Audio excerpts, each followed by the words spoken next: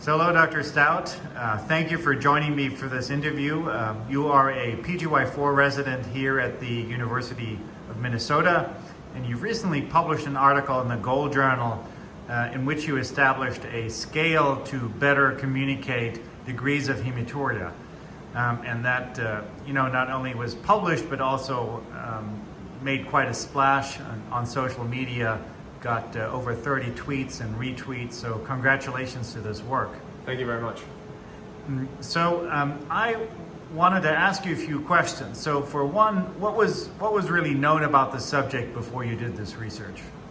Well, hematuria is invariably common among urology practices. It accounts for over 15% of new urology consults and over 10% of after-hour phone calls.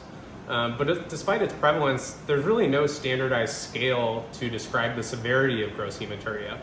Instead, we're forced to rely on these vague descriptors that usually equate the color of urine to fruit or wine.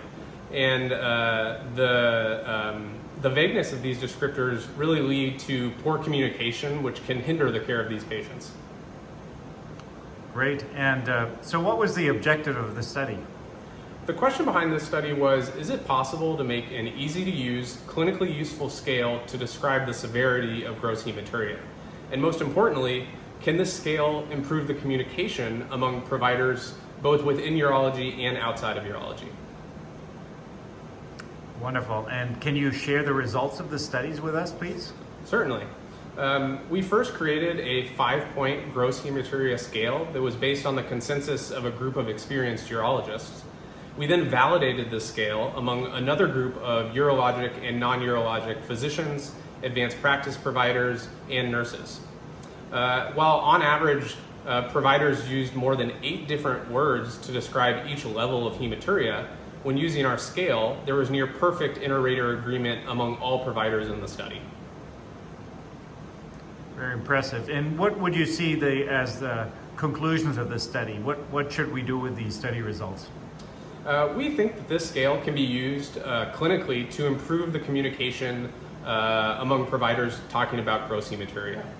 In our practice, we've already implemented this scale for patients on continuous bladder irrigation in the post-op recovery unit, but we think that this scale can be easily adaptable to a variety of clinical scenarios, including the emergency department and even for patients to use at home. And additionally, we think that this scale may become increasingly valuable as we more frequently move to teleurology in the wake of the recent COVID pandemic. Very impressive work. Thank you very much, and congratulations to you, to Dr. Subra, who is the senior author of this study, as well as Dr. Mike Borofsky, one of our faculty. Thank you very much. Thanks a lot.